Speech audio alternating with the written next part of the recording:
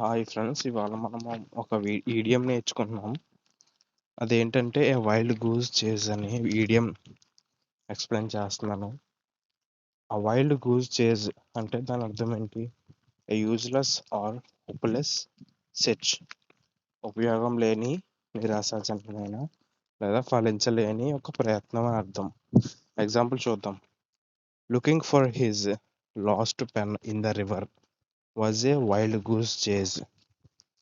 అంటే దీని అర్థం అతను పోగొట్టుకున్న తన పెన్ను గురించి నదిలో వెతకడం అనేది ఒక వైల్డ్ గూస్ చేజ్, అంటే ఫలించలేని ప్రయత్నం, నిరుపయోగమైన ప్రయత్నం అని.